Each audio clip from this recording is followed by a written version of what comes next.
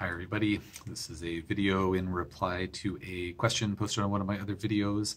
So, excuse me, the question is that during this other video I mentioned not treating the labs but treating the patient, and which is generally a good idea. We take labs into account, but we generally want to focus on what's happening with the patient as kind of the most important information, I think.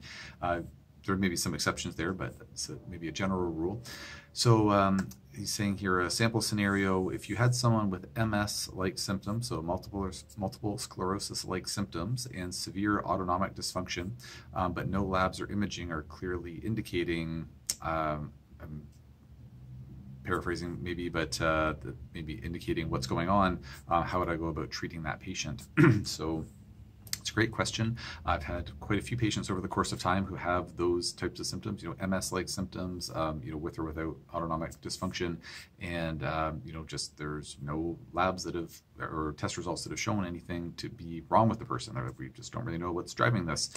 So they get some type of idiopathic label, and they're just kind of left to their own devices. So just as per usual, nothing I'm saying should be construed as medical advice. This is for informational purposes only, and if you have any need for medical advice, please talk to your healthcare provider to get that advice. So in these types of cases where, assuming that, an MRI has been done, like, cranial MRI has been done, there's been extensive blood work done, looking for maybe autoimmune diseases and things like that, measuring inflammatory markers to rule certain other things out. I mean, with severe autonomic dysfunction, that's quite broad.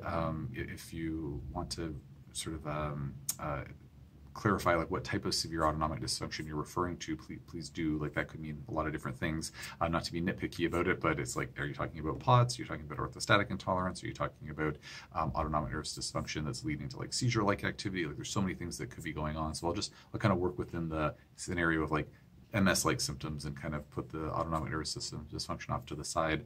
But if you want to clarify, I'm happy to post another video about this. So if a patient has these types of symptoms and they've had their blood work done and scan imaging and everything's looking fine, then in my practice what I would typically do is talk to them about the pros and cons of looking at doing some other testing, based on their history, depending on what makes the most sense. We might talk about doing some testing for the Lyme disease causing bacteria, Borrelia burgdorferi, maybe looking at co-infections. There's a big link between Epstein-Barr virus and MS that's been sort of like established now, or confirmed now, if you will, in the conventional medical literature. And depending on the history, maybe looking at mold exposure, heavy metals, detox pathways, all that stuff. So looking at a lot of these looking at some functional medicine testing to see what's happening with the body's function, but also looking to see are there different toxins or microbes or whatnot that might be affecting this person. And so we talk about the testing options that are available. Now, unfortunately, those tests are all fairly expensive. Maybe one individual test isn't too bad, but doing multiple tests can be quite costly, so that may or may not be an option for the patient.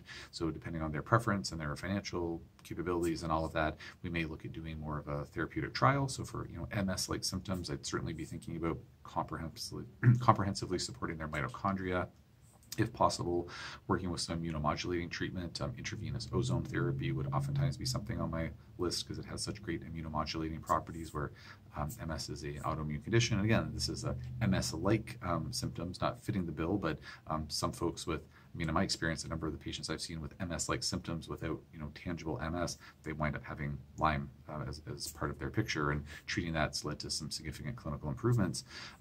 So in a case like that, I'd also, if we weren't doing testing, I'd be fairly inclined to talk to the patient about the benefits of, or the kind of pros and cons of possibly doing a therapeutic trial, using herbs or IVs or different things like that, going after suspected infection in their body. If they didn't want to do the test, we could just treat for a bit and see how that goes, because generally there's a fairly negligible side effect profile using that type of approach, as long as it's being done safely and conscientiously.